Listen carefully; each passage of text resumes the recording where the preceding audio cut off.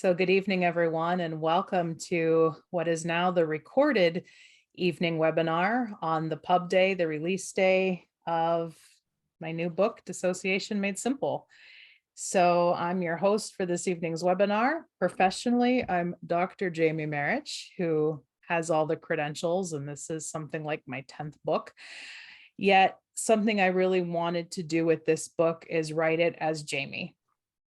Write it as the fullness of us, not holding back. If you follow my work, I think you know I have progressively gotten bolder in that voice to be authentic, to be vulnerable, to, quite frankly, tell it like it is. And I'm happy to be joined by a lot of friends tonight for this webinar who are joining me in that mission. The cool thing about this book, and I want to give a shout out to North Atlantic Books, the publisher. This is the third book I've done with them. And they have, with each release, progressively let me get more and more personal. That, my credentials and my writing history are a lot of how I got in with them. Yet, first Trauma and the 12 Steps, then the Jiu-Jitsu book, and now with this, Shayna Keels, the editor, who's just an amazing person to work with, has just continued to say, this is your most personal book yet. And honestly, friends, there's no other way that I want to write. What makes this super special, though, is it's not just my voice. I mean, my voice, our voices, we're a 5-part system. We're a big part of this. Yet I also had the great privilege of speaking to 61 contributors for this book, folks who, some people I directly approached because I knew they had a lot to share. Some said yes, some said no. And other folks I met through an open call of a post that I put out, like our first 2 panelists we're going to meet tonight. And the contributors of this book are folks who run the range of how they identify. I think we had 19 folks who identify specifically as DID, about another 8 or 10 more identifying as OSDD, a lot of people identifying with CPTSD or other diagnoses. The big thing this book is showing is dissociation is not just an issue for people with quote unquote DSM-DID, or people who even identify as having a system, that wherever there's trauma, wherever there's suffering and wounding, there's a potential for dissociation. And dissociation is not always a bad thing. I don't think it's a bad thing fundamentally. Yes, it can get us into some pickles, if you will. It can create some suffering in areas that we need to learn how to navigate. Yet, fundamentally, dissociation exists to help us protect ourselves and to get our needs met. So the reason this webinar is being recorded tonight and not being hosted as a live event is we did have a pretty significantly jarring incident happen at the afternoon webinar here on release day, which is January 10th. 2023. I don't want to give it too much energy other than to say we were hacked pretty badly with very suggestive and traumatic images and sounds. And first and foremost, I want to acknowledge that if you were present at the webinar this afternoon, I'm deeply sorry that you saw or heard what you may have saw or heard, what you did see or hear. I've learned what I can do technically different next time to protect a public gathering like this a little better, but it's nothing I wanted to try tonight.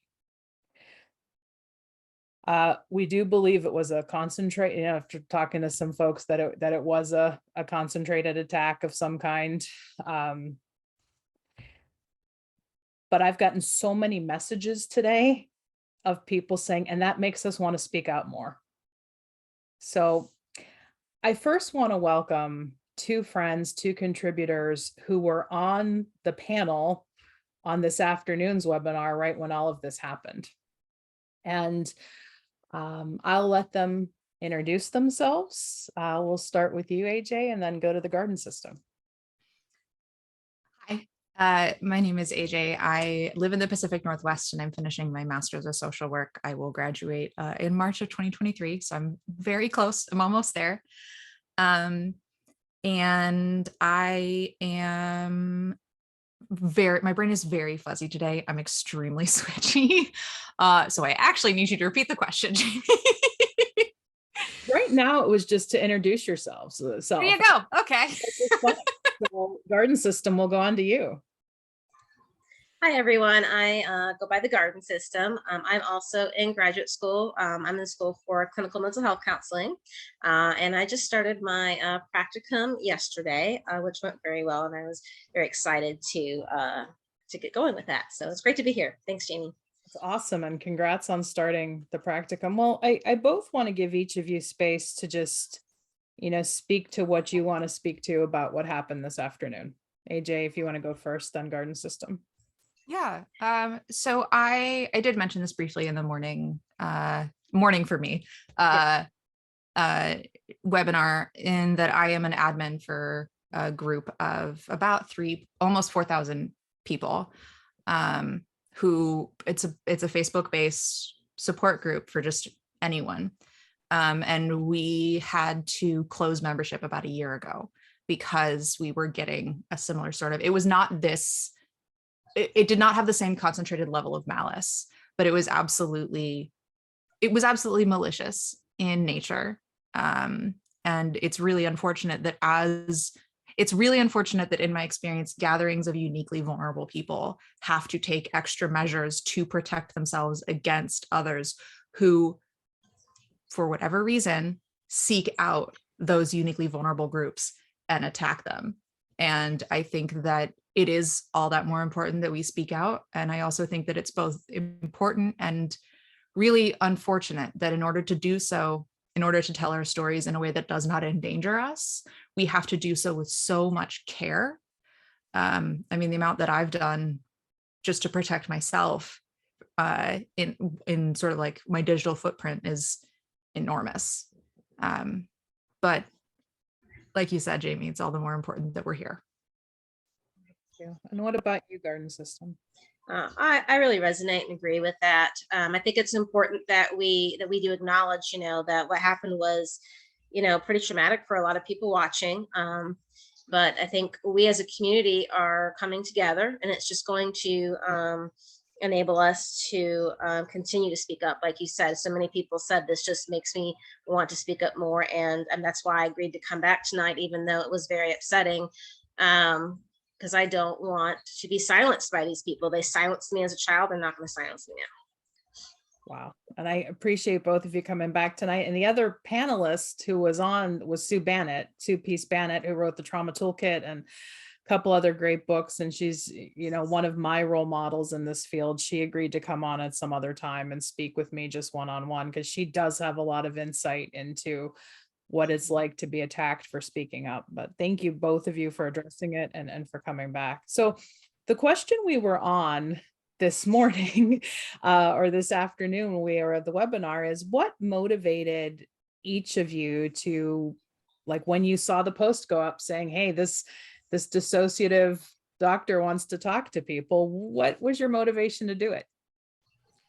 Well, for me, the post actually came to my attention as an admin. Someone wanted to post it in the group and they were like, what is this? And I was like, okay, before we have anyone volunteering any contact information, I need to figure out what the hell this is. Because Jamie, I hadn't heard of your work before. And then I looked into it and saw, your sort of catalog of what you've done, and decided that, let's post this in the group, let people respond. And also I wanted to reach out. It was really early on in my sort of journey. I've only known about my sort of laundry list of whatever you want to call it, since late 2018. And so this was in mid 2020. I don't know when it was. Time is an illusion, and it's not something I'm good with. I think we did the interviews in 2021. Yeah. Okay. Yeah. So early 2021, I was really early on in my dissociative journey, understanding. And it was an opportunity for me to feel to say something and feel heard, especially because I knew I was coming at it from the angle of someone because I was about a year into grad school at that point. I was coming at it from the angle of someone who had this technical, medical, very healthcare industry informed perspective. And also this was my life now. And I wanted to be heard. And I thought that this would be an opportunity for that to happen. And it was, and it worked out beautifully.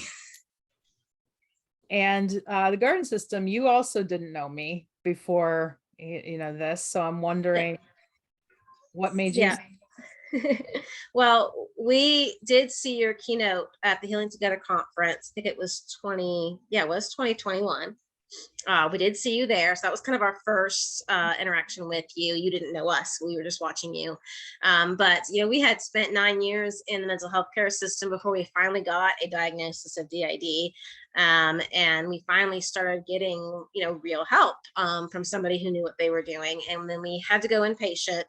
And this particular place was actually a good place to go that had a lot of psychiatrists and therapists that did real therapy in the inpatient facility. And they understood DID. And I really received some life-changing moments there. And when I kind of came out and was kind of figuring out what was going to happen next with my life, I realized that 9 years was too long for someone to suffer. And I know a lot of us took that long to get a diagnosis. And that the only way things were going to change is if I started to speak up and tell my own story as well, because that's how you make change. Yeah. So I just want to say, both of these contributors here, I mean, touched me very deeply. I mean, the garden system, and you'll read their story more when you pick up Dissociation Made Simple, really challenges us to think about what it means to be a system, and a lot of this rhetoric in the field that there has to be a apparently normal part or a host, because you're a garden, right? There's no host here. and you share that and give us understanding of that so beautifully. And honestly, friends, when I talked to AJ for the interview, I know with this morning's webinar, you'd mentioned you didn't remember it that clearly, which I've been in that situation too. But I just remember being so inspired by talking to AJ and feeling like, I feel like there's some hope for this field if folks like AJ are in graduate school right now, because it's a lot of good head knowledge, book knowledge, combined with a lot of soul knowledge and introspection of self. And so I'm just delighted both of you are here. So the other big question I'm asking all the panelists is, and because I asked you this in the interviews, is, you have a platform now to talk to the general public and the professional community. So for tonight, you can take either one, either the general public or the professional community. What do you wish they would know about dissociation? What is your kind of parting message? A heavy silence. It's a big question. It's a big question. I think my answer for both would be different. When it comes to the general public, it would really be this idea of depathologizing dissociation. One of the things that I have realized for myself in the last year or so, because I actually have been formally diagnosed with DID now. I had OSDD when I had read for the book, and I was diagnosed 6-ish months ago. And as being okay, yeah, now this is that amnesia is not just that's DID. We got, yeah. That's something I would feel comfortable defending to another doctor, in my therapist's words. And one of the things I realize is that there's this fear from people online. I'm really involved in the online community around people with childhood trauma, which is an enormous population. And there's this really big fear around, if there's dissociation, then it is a dissociative disorder, or if there's association, then it has to be alters, it has to be alternate personalities, it has to be identity disturbance. And this idea of dissociation is an incredibly powerful survival mechanism, and it is in and of itself not a bad thing. Even when we think about dissociation as when you get really immersed in a book, technically, if you think about dissociation as a breakdown of integrated psychological functioning, that's dissociation. There's nothing maladaptive about being really zoned into a good book. It conserves mental resources. It's great. It's when it starts interrupting your daily life that it becomes a problem. And helping people see that you can have a wide variety of experiences, and it doesn't have to be at a level that someone would slap a label on it for it to be valid and important and deserving of acknowledgement. one of the things I see so much in this group that I help admin is this fear of like, but like, is it real? Like, is it enough? And I say over and over and over again in the group, the primary symptom of a dissociative disorder is not alters, it is not identity disturbance, it is dissociation. That's what it is. And the only thing you need to have to belong in this group is the desire to understand that process more for yourself. It doesn't have to look like anyone else. It's just you. Beautiful. And for professionals, I wish that I could say the hardest thing for me right now is navigating it as someone with a system with minors in my system, and knowing that like there are minors in my system. I am a very competent clinician, up and coming clinician. I like, yeah, there have been times where the 6-year-old in my head is the one in front and I am not really functional, but that doesn't take away from my ability to contribute clinically. And that's a process I'm still navigating. Yeah. I think a lot of us could chime in on that, and maybe our next panel will. Thank you for that. So I do have a lot of thoughts about that. Garden system, what about you? What's your message tonight, either to the general public, clinicians, or both? I really feel strongly right now to really kind of speak to clinicians, to the professional field. I think you summed it up really nicely with the title of the chapter. Dissociation is not a dirty word. You know, I come across this concept of, oh, you're difficult. Like that word difficult has really been a kind of a very triggering word for me. Every time I hear it, I just feel myself get all up in arms about it. I remember at the conference last year, you read this excerpt from this book, and the guy talked about people with DID are going to come to you with unsolvable problems. Yep. And I remember thinking, dude, if my problems were easy to solve, they wouldn't need therapy. Like, what do you mean? Of course, I'm coming to you with big problems. That's why I'm here. You know, but we had to do this assignment for for my diagnosing pathology class, and I don't remember the exact assignment, but I remember the word difficult was in there, talking about difficult clients to work with, and I just wanted to read a real brief snippet of a response I had to that alone. I think this is really important for us, you know, important for, and I say us as a professional clinician field, you know, if we get the idea that a particular diagnosis or population is difficult to work with, it feels like we are setting ourselves up for failure. Maybe we will treat them differently or have lower expectations or refuse to work with them because we have a negative perception.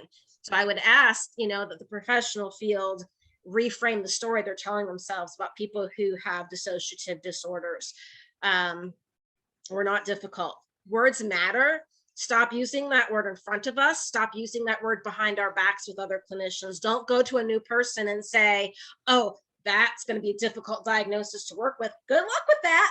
No, that's not what we need to do at all.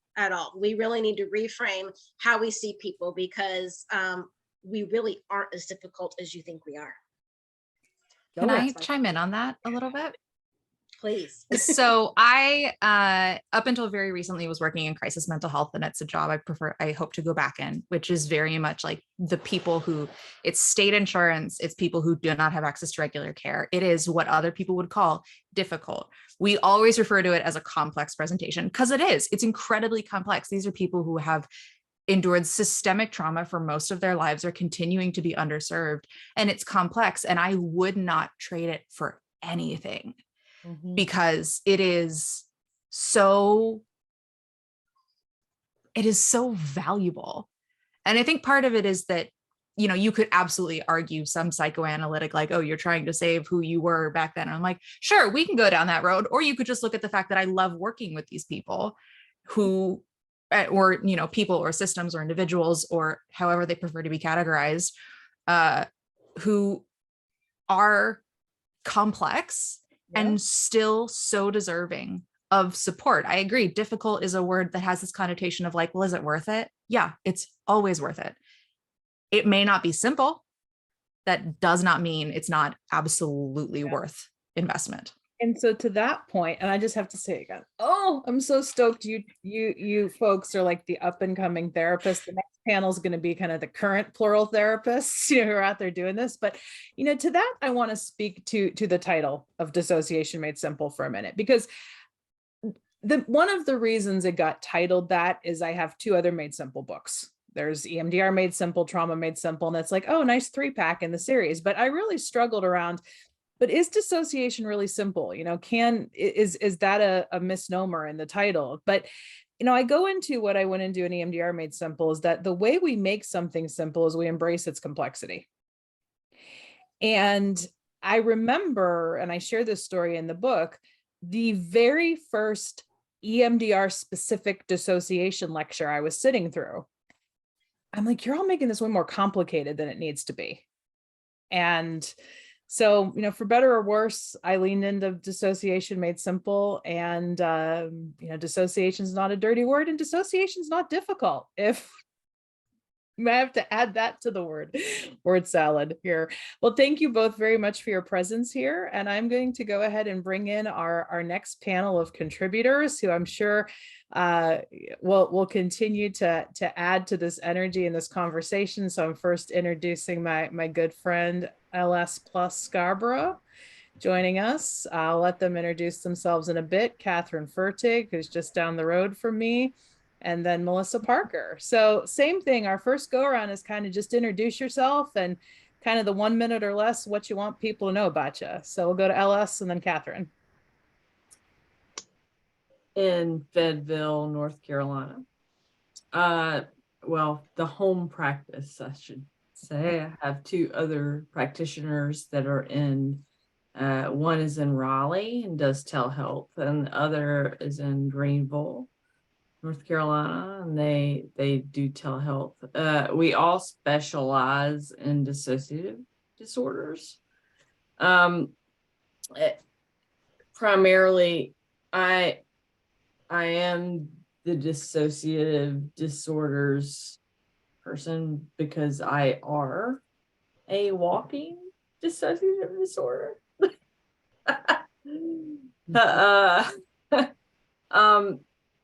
And essentially, we live here. I'm married. My wife is also a plural person. So we have our happy plural little world here. She's a business owner. That's also important to me to say, because here are two plural people that are business owners. Note it for folks who don't know. That's so important to say, because out there, Yeah. even as professionals, is that people with DID, especially plurals, can't live a functional life. And so yeah, I mean, she's been in business for we're going on 20 years now. Yeah. And best of the best. Yeah. In our county for 18 of those 20 years. Awesome. So Catherine, tell us about you. All right, I'm Catherine. I'm in Ravenna, Ohio. I am currently moving from public mental health to private practice. And I think I'm here on more of a personal aspect tonight. Great. So yeah, started working on recovery like 15 years ago. Met Jamie in 2015, and the second day I saw her, I was told I was not allowed to sit down until I went over and told her I had DID. And I spent the first day watching her going, what the hell is this woman doing standing up there telling people she dissociates? Like, what is wrong with her? Like, my head was ready to explode. And then the next morning when I woke up, it was like, oh my God, I'm not gonna be allowed to sit down. I want to go sit down. And my body was going towards Jamie to say, hey, I've got this. And she was like, okay. And it was like, I want to be that therapist. I want to be that therapist that says it's okay. I'm glad you told that story. I wasn't sure if you would tonight, but that's a special part of my professional development, because that's one of the reasons I do this work. Is so many therapists who sat in trainings with me, like Catherine, would come up to me and be like, you're the first person I've told this to who's another professional. And like that's why we got to be out for those of us who have the privilege and the capacity to be out. So I now I'm going to let them introduce themselves, but I just want to say Melissa's line in their interview was one of my favorite in the book, which is, our stories have been told by people who know nothing about us. Oh, I still get chills saying that. So Melissa, tell us about you.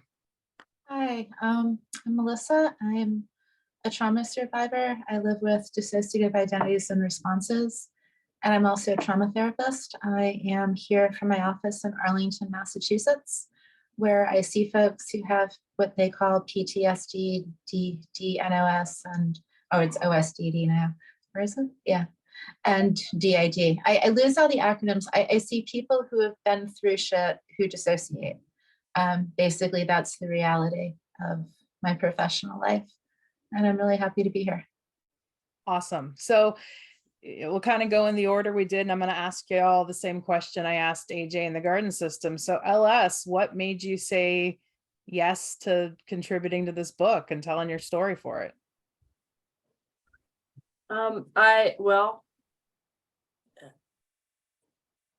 Honestly, I think I was not as out as I am now. And I even want to be more out about living with the ID. But it was your keynote at an Infinite Mind Healing Together conference in 2020, right? That was 21 was the keynote, but I think yeah, 2021. elbows on a book table or something. Yeah, well, I met you before that. Okay. I bought a book from you, I think a year before that. It was before COVID. Yeah. And then the year that you were and I attended your session. And then I was like, what's wrong with her? Why is she telling everybody? I mean, you can ask my wife. I mean, you just text her if you want. It's like, what? Okay, this is okay. And I was, I've been practicing 11 plus years at that point in private, but not private practice. And this was the first couple years in my private practice. And at that keynote that was all virtual, something switched in me and said, fuck this shit. I don't have to hide anymore. And when you requested folks, I was like, I have to be a part of this, because this is only going to further what I feel pushed to do, if that makes sense. Like that internal fire that, there is no shame in this game. Yeah. Yeah. In the dissociative experience, there's no shame there. And so that was the push. And then, from there, like my blogs and my public bio and other conferences, and as out as they get. Yeah. And how is it? I mean, because we have a lot of ground to cover still with other folks, but I'm just wondering, like, a lot of people might ask a question like, and is there anything you regret about it? Or are you glad you've come out? No, I'm super glad I came out. It actually feels like a lot of stress off of my back. Awesome. And even when it comes to like trauma stuff enveloped in like familial connections, I can say because I'm so out now, I can say about these little pockets of things that are just kind of ignored before, or blah, blah, blah. I can say, I'm not doing that because of this. Yeah. Cool. Cool. Freeing. Yeah. And Catherine, what about you? Because, you and I wear multiple roles with each other. Catherine's a consultant with my EMDR training group, and, it started as my EMDR student, like she mentioned, and, we're friends. So what made you, because I didn't like make my friends and associates do this. I want to be very clear. It was an invitation. So what inspired you to say yes? For the book, it was, the timing couldn't have been more perfect as far as my growth and my recovery, of starting to own my truth, and not keep it hidden under a bush. It was like, no, it's time to start talking. And today, I think my motivation for participating is I have very much become, I don't want to be a hypocrite to my clients, and we were just having this discussion this week of whether addiction is a moral failing or whether it's a disease or, this kind of stuff. And I'm like, okay, so everybody agrees it's not a moral failing, yet then why is it shameful to say, oh, I'm an alcoholic or I'm an addict, right? And all I kept thinking was the same thing with the ID, right? I didn't choose this. I'm glad that I have a system. I'm glad for my parts and I love them dearly. But why are we so ashamed to talk about it? Like, yeah, I'm gonna stop there. But I just have to, I can't look a client in the eye and say, tell your family, be open with your friends, and then not do it myself. And Melissa, what about you? What, prompted you to say yes to talk to me for the book?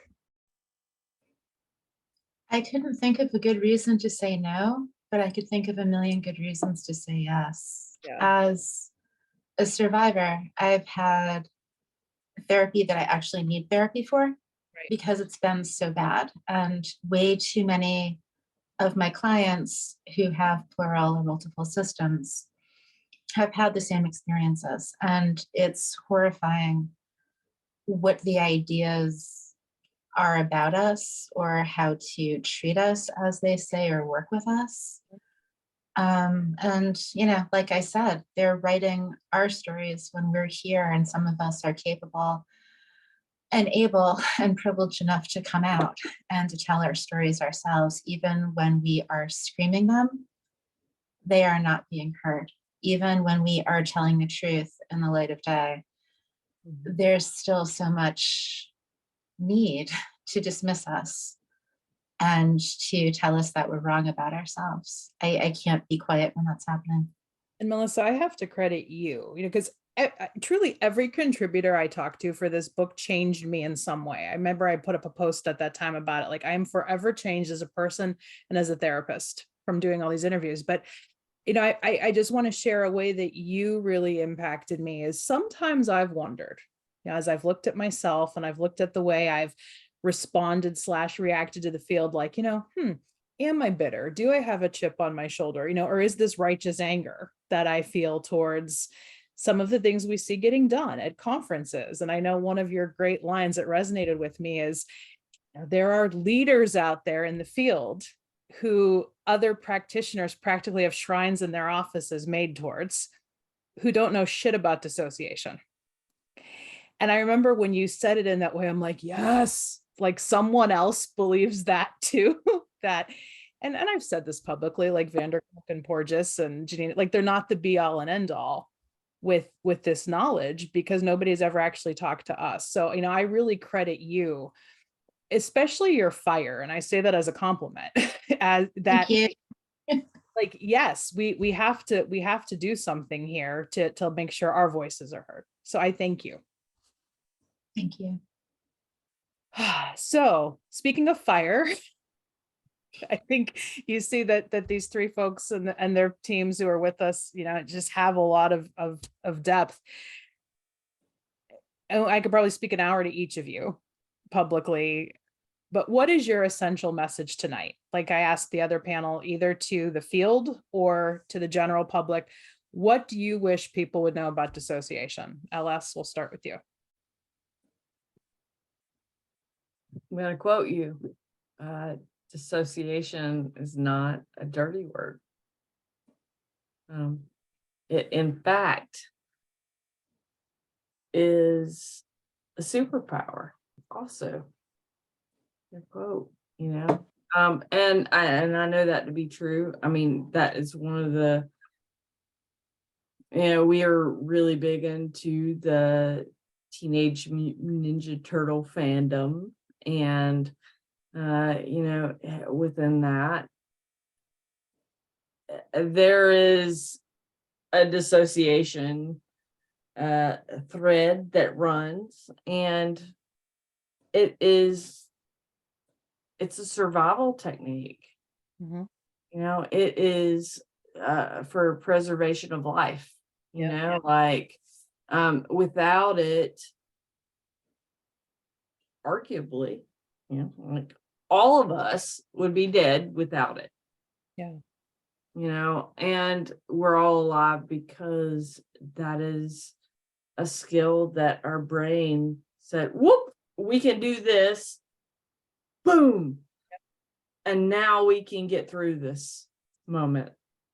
Yeah. And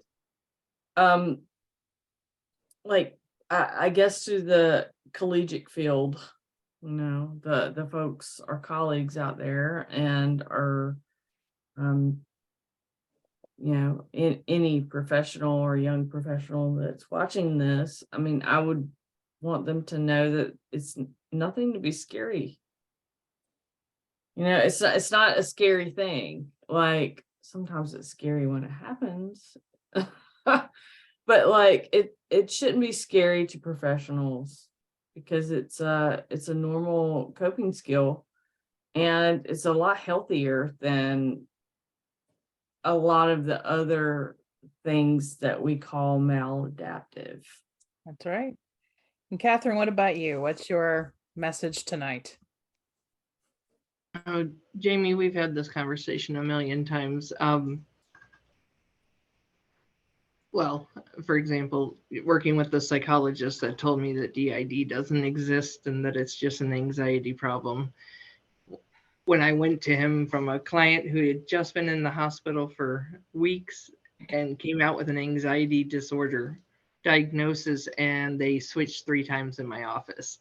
I was like, why is this not listed as a diagnosis? Oh, well, that doesn't exist. Like a bunch of bunk that inspired one of my TikToks. Yeah. Like, the hell, it doesn't exist. And for a client to even say, I think there's something going on, to saying I have parts, or saying, or switching in your office, like, it is an honor that they trust you enough to share that part of you. Years of masking and pretending and, oh, I was just being silly, or anything else to cover up what's going on. For them to be able to be honest with us is a gift to us. Mm-hmm. And for us not to honor that is going to kill somebody. It is, when I'm switching, it is the one time in my life that I'm always like, I don't want to talk about this. I'm feeling crazy. That's the only time that term ever comes up in my head. And I've heard it, I don't know how many times, from clients. Well, that I feel crazy. Okay, I bet I know what's going on. And they'll be like, really? And it's okay. And I'm not a freak, and I'm not so many things. And I don't typically disclose too much to my clients, but they'll be like, but I can tell you've been through stuff, so I can trust you. And if we're here to help, they need to be able to trust us, which means we need to be able to share all parts of us. And in summary, what would your message be tonight? I have 2 short ones. Yeah. Cool. So one is cut it out with the theories. Just stop. If some aspects of some theories are helpful in articulating and language understanding what you feel is going on, great, but cut it out. Just stop assigning us an allotted amount of EPs or ANPs. Stop telling me that I'm the firefighter or I'm the dam, what's that called, protector, or just stop. Just cut it out, sit down, get comfortable, drink some water, breathe deep, and listen to what you're being told and proceed accordingly. And the second thing kind of dovetails off that. Is just take care of yourselves. You know, I think some of the worst therapy I had was from well-meaning people who were survivors who couldn't deal with their own shit and projected massively on me and probably on their other clients. And that's not okay. Get therapy, talk about what's going on, get honest with yourself. If you can't do the work at certain points in life, then don't do it. But stop using other people and theories to make yourself feel better. No offense to anyone, all the love in the world, but cut the shit. I think I'm going to just snippet this rant and feature it. I mean, it's a beautiful webinar yet. You saw LS and I, and clearly, yes, go. Beautiful. I love you all so much. Thanks for coming on tonight. So we are here getting through our Dissociation Made Simple release day webinar. If you want more information about the book and all the projects connected, easiest place to go is www.redefinetherapy.com. So our next two guests are going to be solo guests. They're people who are very, very special to me, and delighted that they said yes to the call. So I'd like to introduce Crystal, who, you know, is on record in the book as saying this, and we have all the things in writing, you know, that this is okay. Crystal's a former client of mine who has continued to follow my work in the community. And when the call went out for this book, she said, I want to be interviewed. So Crystal, what made you say yes? You do need to unmute.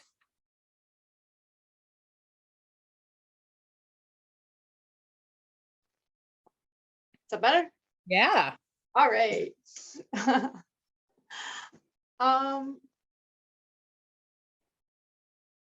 I don't know. I guess my main thing is that I've always, and I've shared with you before, that I always feel like I don't fit in. You know, I don't fit in anywhere. And I guess in doing this, I'm trying to find ways to fit in. You know, and it's like your book is full of clinicians and I'm not one, you know, and it's just. Let me pause you there. Though the book is not for clinicians. I want to be clear on that to anybody watching this. This is the first book I've done where it's truly anybody's book. Like, it's a book for the general public. Yes, it's a lot of clinicians who participated, but I want clinicians who are going to pick this up to read it for themselves first. And yes, I have an appendix in the back for clinicians. I have an appendix for loved ones, but my hope is that even in getting to those appendices, you'll have done the work for yourself first. So you absolutely fit in, Crystal. Thank you. 100%. I guess, and the other reason is that even as a kid, when I was with my psychiatrist, I remember sitting in her office when I was about 15, and I go, I am not the book. And I guess that's one thing, is I want everybody to know that there is no book that defines us. That you can read the DSM, you can read whatever you want, but I don't fit into that book. I'm sorry. And figure out a different way to approach things. And so I guess this is the only book that I fit into, you know. Yeah, to that point, I want to emphasize, I don't have an exact number on the top of my head, but probably about 4 or 5 contributors used almost that exact same language. I know another one said, you have to throw the book out the window if you're going to work with me. So I'm, you know, very, very glad to hear that. So, you know, I don't want to give too much away because this is, you know, to me, a really fascinating part of the book, but you know, I opened myself up as part of our interview, you know, to Crystal's critique of like her experience with the MDR therapy. And for those of you who are professional clinicians that are EMDR therapists, I'm doing a webinar on this. If you're before this, you could still get on it January 19th and 20th, and Crystal's going to be with us there to talk about, some of like kind of what worked, what didn't work. And, ultimately the biggest lesson I learned from Crystal in the interview was I ought to have thrown my EMDR book out the window a little more. Says for an EMDR. But I really thank you for that. And, for educating me as part of your interview. Hey, I just fell in love with your tree. You know, Oh, the tree in my yard where I used to practice. that I always stared at when I was dissociating, you know. Dog, right? Remember Scrappy? Yep. Yeah. So again, Chris, what is your message? You can either give like I've given all the panelists the chance, message to either the general public, to professionals, or both. What do you wish they would know about dissociation? That it is real, that it exists, and that yes, it's good, but it's also bad in some ways, depending on how you use it. And that there is no book. It's I'm into horses, and when you're training horses, you can't train every horse the same way. Each horse has to be done a different way because they understand things differently. And as therapists, I think they need to understand that each person is completely different, and that you have to throw everything out and just wing it. I mean, you used to say, go with that. That's what they have to do. The therapist has to go with that.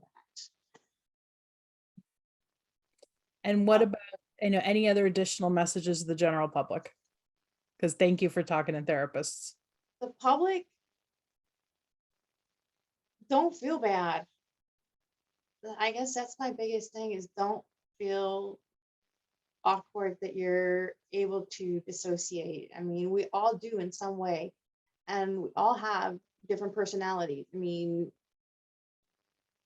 I can go to work, that's one personality. At home, I'm a different person. At church, I'm a different person. Everybody has different personalities. It's just a matter of how deep they are within us. And if they're deep enough and we end up with DID, embrace the people. You know, that's my biggest problem, is that I can't embrace that kid yet. And I'm not going to get any better until I do. But so you have to embrace them, you have to love them, you have to care for them and nurture them, because that's not what they had before. And that's the only way that they're going to grow with you. Thank you for that. I think that gives us a lot to think about and be with. And thank you for everything you've given. Showing up for the book and showing up tonight means a lot. And last but not least, on our formal webinar, I'm bringing in somebody who also has a lot of roles with me. This is Adam O'Brien, who, I'll let you introduce yourself. Like I've let everyone else introduce themselves. Why, thank you. Well, hello, everyone. My name is Adam O'Brien, and I am in upstate New York, private practice. And our journey, particularly Jamie's and I's, really started with me reading her first book in my master's work and really getting a flavor for not just writing style, but the person behind that. And I kind of followed her after that. I consider myself, as far as a system, I think it's an addictive system, which I would equate to a dissociative system, with parts available and distinct, but also I think my story offers the opportunity for people to understand how it comes in many different forms, and many different scenarios can produce, life-changing events, let alone psychological events that would create, kind of deep patterns of personalities and such. So I guess that's a little bit about me. Yeah. So you're another person like Catherine who has a lot of professional roles with me. You're an ICM consultant and faculty member, and I was your consultant coming up. And, we discovered we had a lot of common threads in our story, through that process. But like with Catherine, participating in the book was an invitation. And who is somebody who's very scholarly and very smart, and I'm going to brag on him. He's about to defend his dissertation tomorrow, and I get to sit on that committee, and I'm super excited about that. But what made you say yes to the book? For me, I mean, my addiction recovery demands that I do what I can when asked, and hasn't, gone away. I also found a lot from my clients, and as far as when presenting with association, as a kinship there that helped me understand myself a lot, and a lot from our clients, which is and I agree that the personal journey that we take together, but also it made a lot of sense for me as far as like one of our common areas, Jamie, is history and literature, and stuff like that. And honestly, understanding dissociation helped me understand, this is the right side of history. And as somebody who was who that like drugs were the answer, like, and they weren't. I can humbly say, like, I don't know everything. And when I understand dissociation as it is presented, I understand myself. I understand like human history, and honestly, it's a missing piece that if people can understand it, it's the reason why people are more often confused than not, is because they don't understand that dissociation is at play at some level. And it has many different definitions, I think, over the centuries, but like it answers a lot to me as far as the context and the individual lives that it impacts, but on the grand scale, it has many different forms. So to me, that's important to highlight, the So many different forms. a lot of what Adam and I have done from a scholarly perspective, this is a bit of an inside joke for my friends, but I do have a scholarly side, as much as I like to be like, fuck that, um, like I said, I've been helping, advise Adam's dissertation, and have the two of us have really kind of worked on this idea of an addiction as dissociation model. But, the human side is, how did we develop that model? We lived it.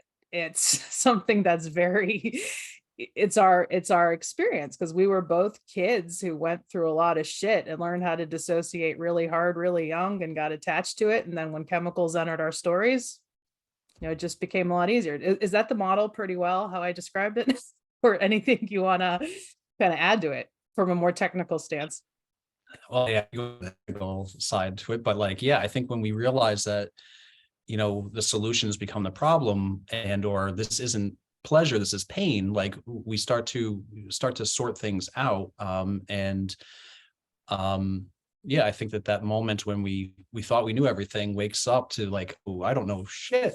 And I thought I knew who I was, and I thought I knew where I was going. And, life has that curveball that, and I honestly, I just see how this is organized all in nature. Like I see how parts are just a manifestation of kind of the continuation of the Mhm. of the singularity, kind of a thing. So I don't understand the resistance, other than it probably scares a deep part of people, that isn't true, because they don't understand it. And when you start to understand it, you find the human heart. And there's no other way to me to say that. And you just reminded me of my first DID client, the first DID client that I knew I treated, because I could have treated others and they, masked.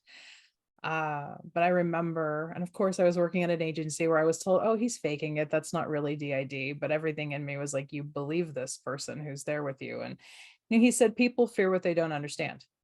And I know it's an axiom that gets used a lot in history. Yeah, people fear what they don't understand. And the more I've gotten to know the professional field, I've kind of adapted that to people fear what they can't understand, or won't let themselves understand. And I think, I know all of us here on this panel are trying to shift that. Yeah. So what's your message? You know, everyone else on the panel got the platform. You know, what is your platform tonight to the general public or to clinicians? What do you want them to know about dissociation?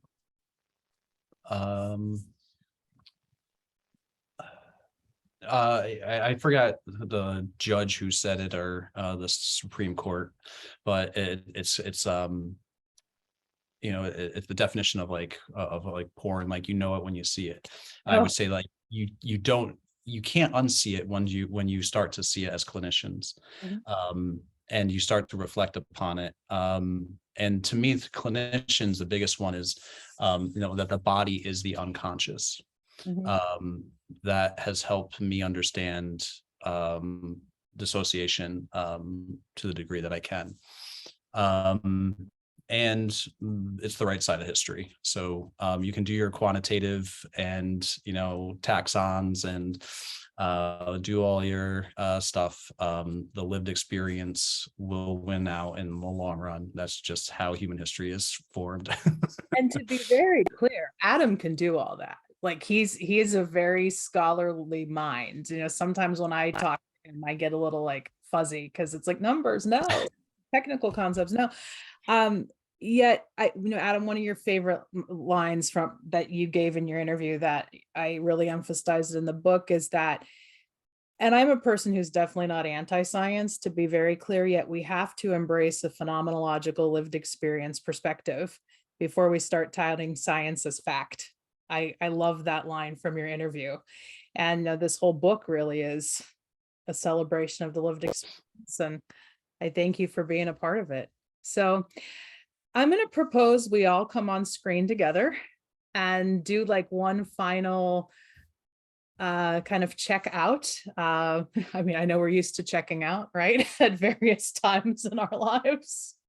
that phrase is so automatic for me, but to just take about a minute to share a final reflection with our folks who are listening, if you choose, you know, or you could pass. So Garden System, will start with you and then AJ.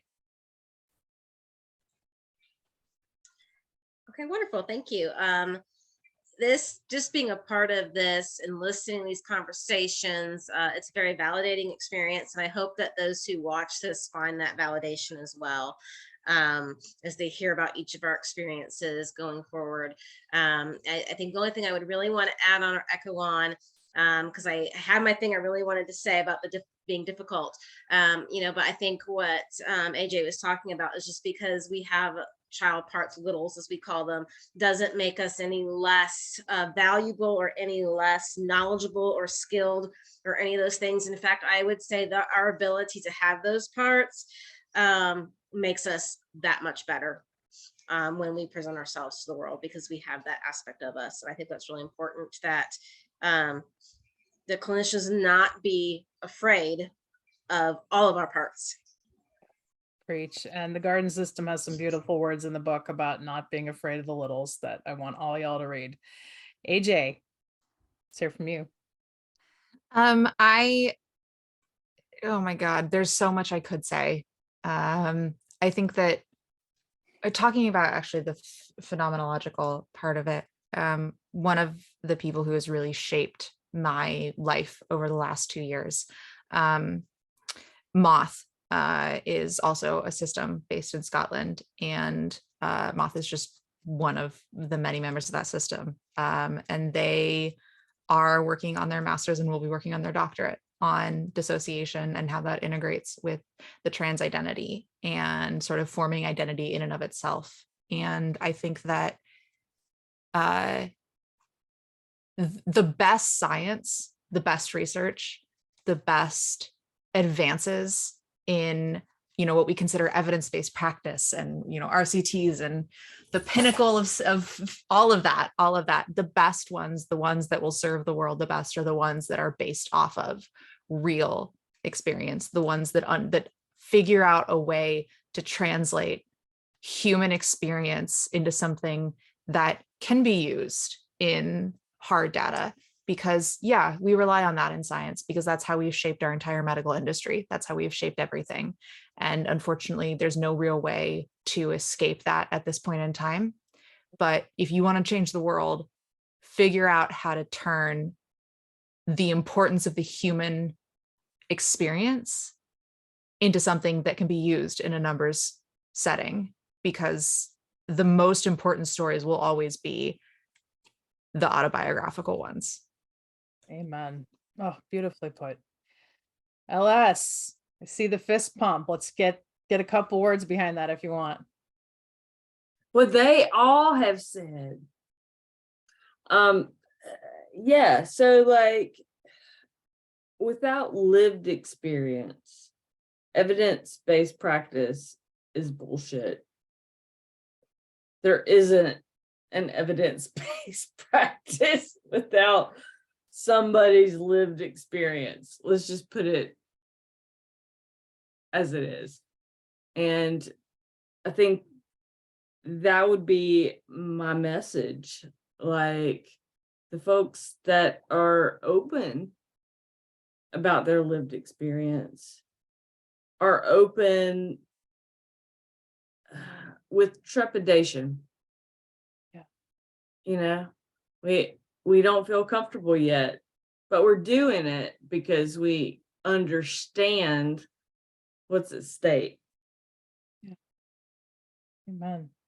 Yeah, and without the lived experience, I mean, how do we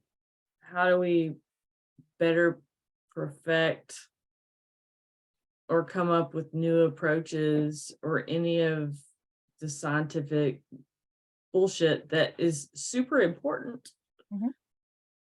You know, but also number two, when it comes to what is important, if that makes sense. Totally. Catherine and then Melissa.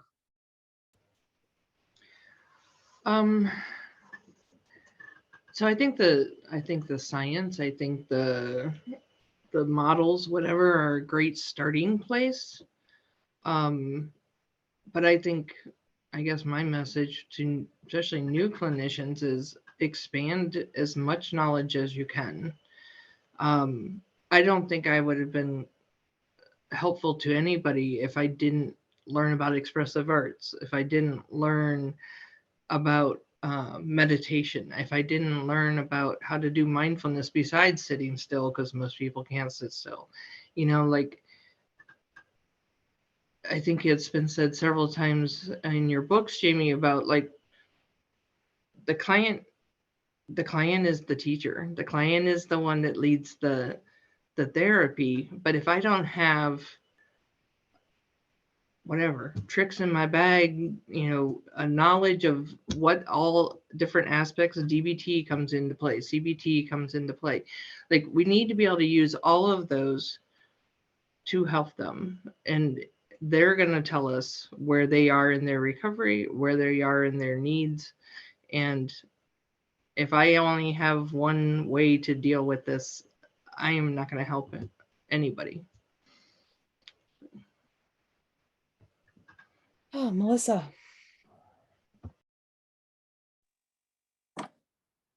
I just want to say thank you to everybody here. It's amazing to be here with you all. And Jamie, I want to say thank you to you, because I think, what was it, 2020? I went to this really crappy training. It was with one of the thought leaders of our field. And it was awful. And I was so angry. I didn't know what to do with it.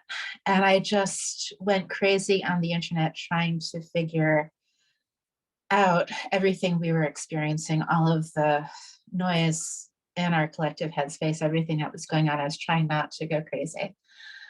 And I came across one of the articles he wrote about coming out. And I was like, holy shit, that's possible. I am in a place in my life where I can do that. I work someplace where I can do that. I have the support, I have the privilege, I have the means. And I wrote my first workshop for Healing Together, I think in like 36 hours, because I was just so angry, and came out by giving the workshop. And my life, our life, sorry, I'm getting corrected. Our life has become so much better. We can be fully present in relationships. We can be fully present as people. We're people, we're not parts, we're people. We can be fully present in the work we do with our clients. And I know this isn't possible for everybody at all points. It wasn't possible for us at certain points, but I'm so grateful now to know that that was a possibility. I'm so grateful for that awful training that I went to that got me so mad. I just had to get off my ass and do something. So thank you all. This is wonderful. Thank you, friends. Crystal and then Adam. I don't know. I mean, I guess my thing would be just be open. Be open to everything. I mean, you have introduced me to expressive arts and I absolutely love it. And there's a lot of places that I don't feel that I'm good enough at, but you have to be open to things. I mean, my thing that I like to do is play with broken glass. I mean, somebody would think about that as being self-destructive in some ways, but no one would have ever thought of, oh, let's do something with broken glass and that's going to relieve some stress and just kind of bring you back a little bit. So just take each person as they are and just be totally open to what they tell you, what they don't tell you. Don't try to read into things, just listen to what is actually being said. And I still have that first mosaic you made me. I love her. Treasured pieces with that broken glass. And Adam.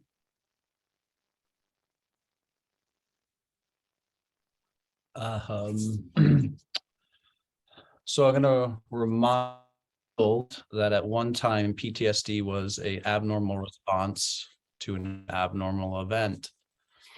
And the next wave, I would say, of trauma-informed care is to become understanding of dissociative informed care. And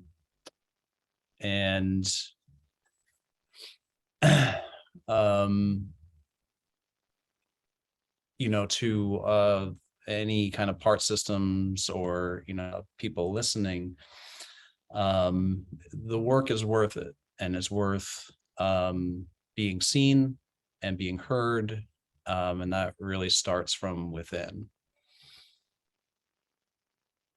Thank you, friends.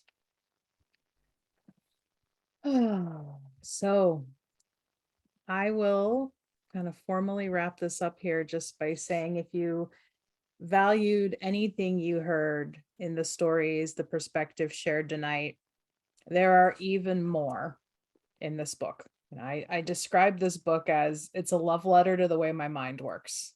And I'm, happy to have this love letter out in the world. And I'm so happy that we had many folks who are people of color and people of Indigenous backgrounds who participated in sharing their perspectives on this. You want to read these, because one voice I feel I want to emphasize in closing, because it's kind of getting at what so many of you were getting at with, throw the models out the window and science is important, but you have to have lived experience too.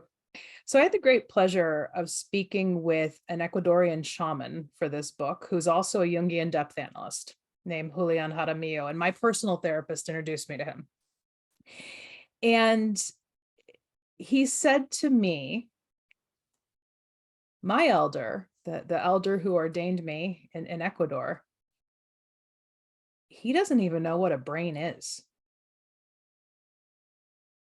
And just think about that for a moment, and how as a field we get so jazzed by the neuroscience, and that's what we need to prove stuff and to show that we're valid, and et cetera, et cetera. And he's like, what's a brain?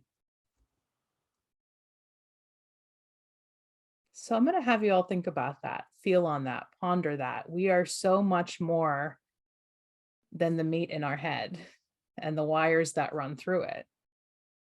We're a soul, we're infinite. One of my favorite quotes that I use in the book is Carl Sagan's, "The cosmos are also within us."